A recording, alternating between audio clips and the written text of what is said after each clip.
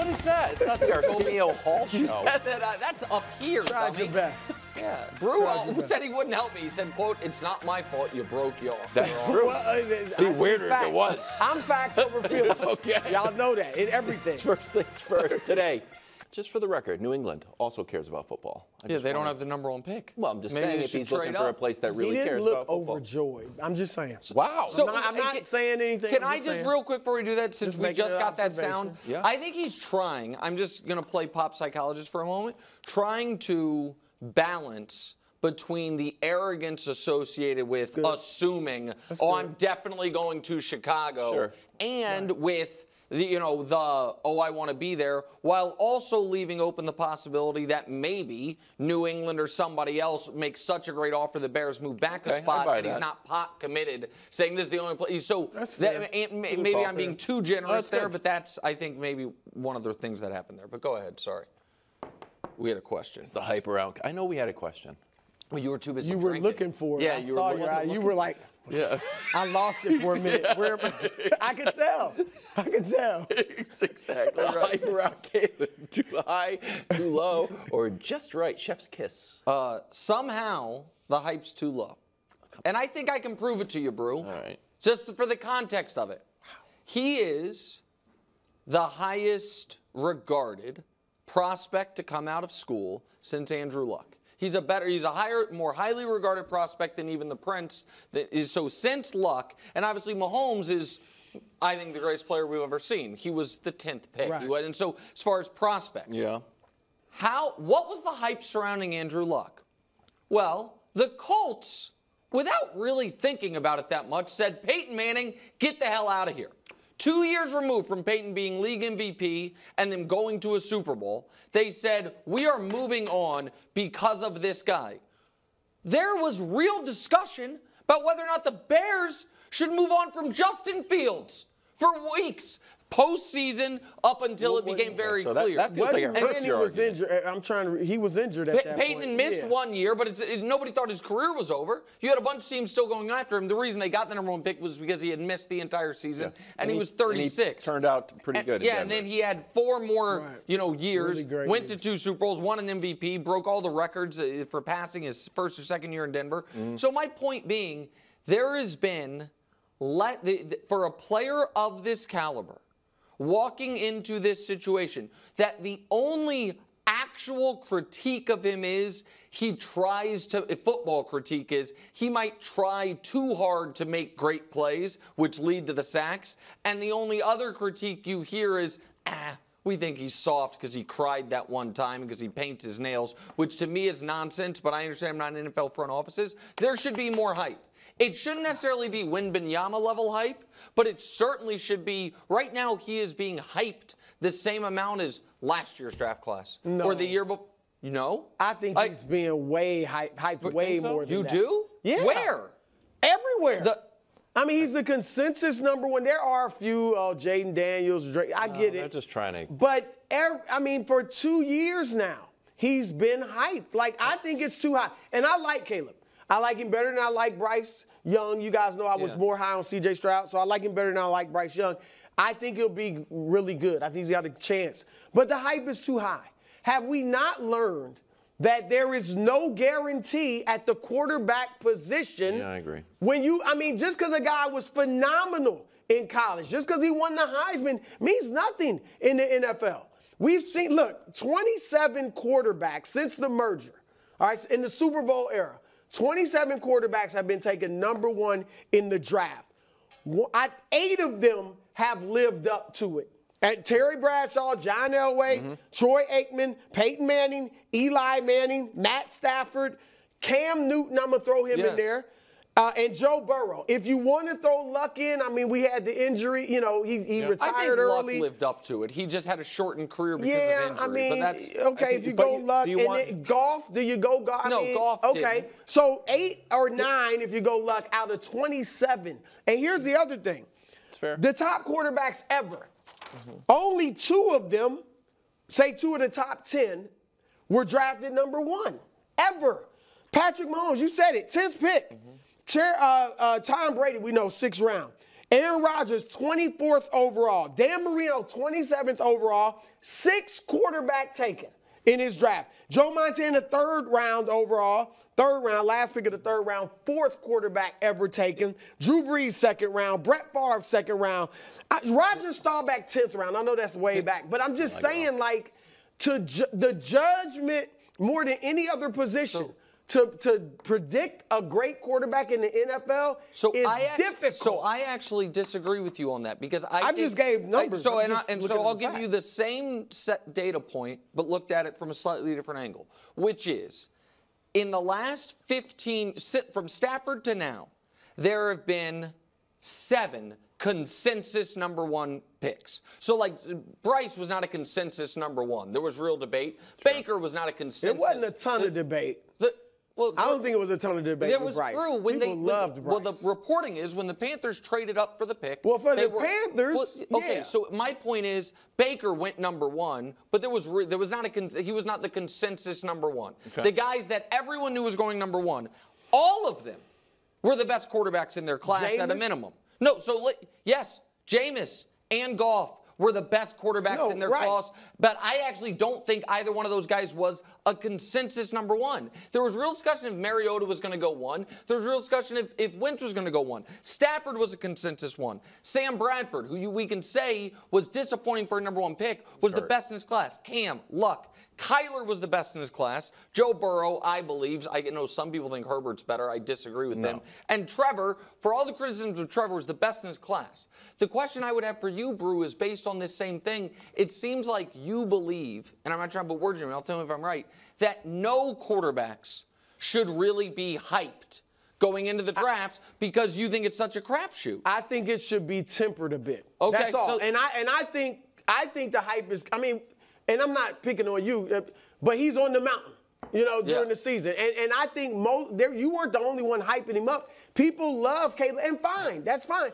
I have heard some football criticism. He's not an on-time quarterback. The footwork is a bit shaky. Like I just think it needs to be tempered because we've seen too many guys that were great in college. Trevor, the verdict's still out on Trevor. I mean, is he going to really be all that? I'm not saying he won't, but the verdict's still out. But so go ahead, Wild. No, go ahead. The reason that I think I said the other day and yesterday that I think the Bears are going to win 10-plus games. And that right now is a minority opinion.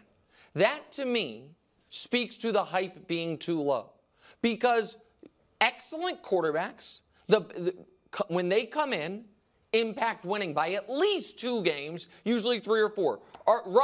Russell Wilson, who had a great rookie year, they went up +4 wins. Andrew Luck, they went up +9 wins. RG3, they went up +5 wins. CJ, they went up +7. Trevor? Baker, Trevor, it did not happen. You were right, and they fired the coach. And I get it was a tough situation. Kyler improved the Cardinals' record by 2.5 wins because they got a tie. Can I ask Baker by 7 wins. Like, the idea to not expect that I guess my point is the fact that the Bears are not expected to be fighting for the playoffs means I think Caleb is being underrated because they were a 7-win team a year ago that we all think added talent this offseason and is getting better at quarterback. So go ahead. The question I would have for you is, and the reason why I think your best take is like the Bears didn't actually earn the #1 Well, that's pick. not even my take. That's just a fact. But no one's saying it's Carolina's pick. Yeah, it's like if you're like. I don't think he would take Carolina to the playoffs this year. But here's the question: I think it's harder to get from 7 to 10 than if you were Carolina to go from. Did they have 1 win or 2 wins? To go from 2 to 5. Yeah, but so Russ took that team to the playoffs. Luck took them to the playoffs. RG3 took them to the playoffs. CJ Stroud took them to the playoffs. Baker took over a team that was 1-31 its previous 2 years, and they went 7-8-1. You know what I mean? But it's easy to get. I think it's not that hard to get to 5 wins or 6 wins. Right, but I think it's good. Yeah, exactly. Hard to get from mediocre to good. Which is why I just mentioned 4 quarterbacks in a row that took their teams to the playoffs as rookies, that took them from mediocre or awful to good. The Seahawks weren't awful. They were mediocre. Russ made them better. The Colts were obviously awful. Luck got them to 11 wins. The Washington was a 6-win team or a 5-win team. RG3 got them double digits. Yeah. The Texans were terrible, and it was the coach and Will Anderson, and it was a lot that came in that took them over the top. Yeah.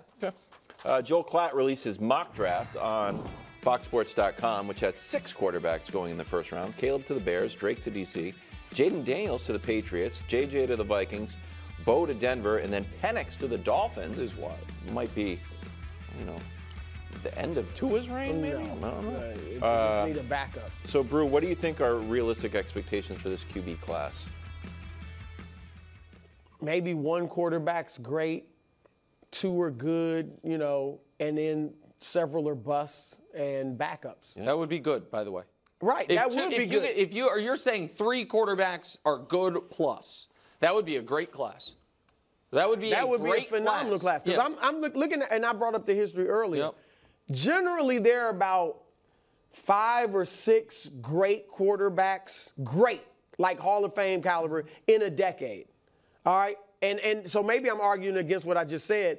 We already got several. How many? Everybody can't be great. Like, every quarterback is not going to be great. Every team's not going to have a great quarterback. We got obviously Mahomes, Lamar, Joe Burrow, Josh Allen are great. And then you got C.J. Stroud. Looks like he's on that path. Jalen, I get it, he was down, but possibly Jalen, Justin Herbert, Dak, Tua, Purdy. Like, you can go on and on. Stafford, I didn't even like.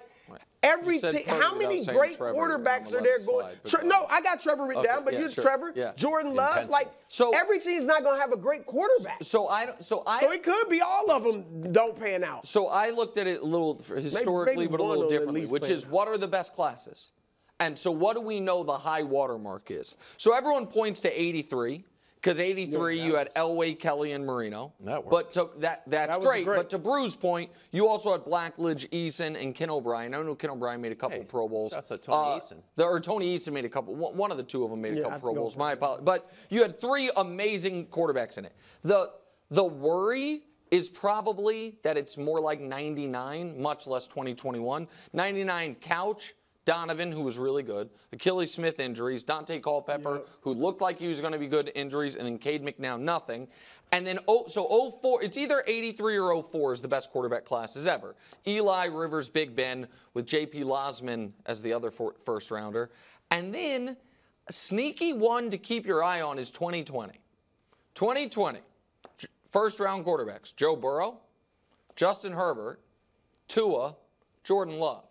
So that's like the most optimistic one where it's like, oh, you might have 4 long-term starters there. So what I think is most likely is the most realistically optimistic, Wildes, is 2 awesome quarterbacks, 1 more long-term starter, and then 2 guys that don't pan out. That's the best case. The worst case is what we just saw in 2021, where 4 objectively fail, and there's another one in Trevor that I'll engage you guys and say that probably what's most realistic is 1 very good or great one.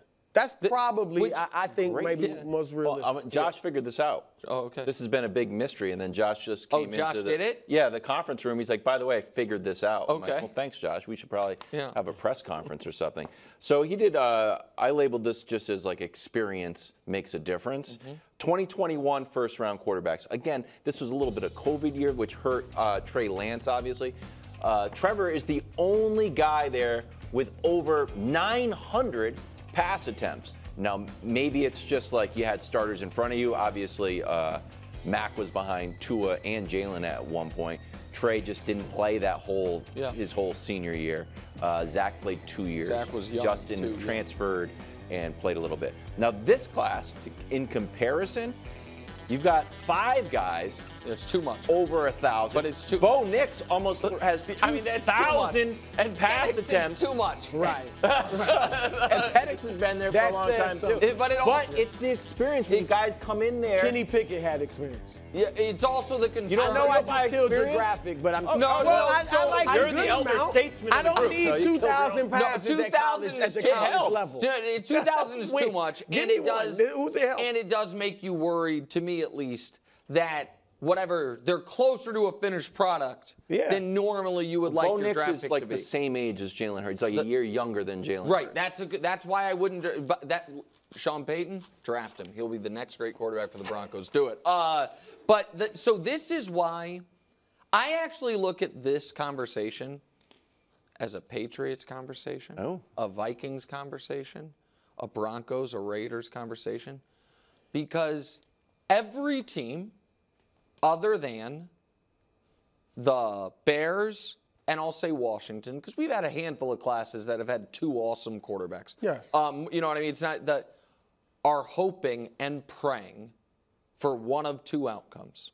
Either that this actually is going to be in the argument for greatest quarterback class ever, seems unlikely, or that one of the teams in front of them makes a mistake.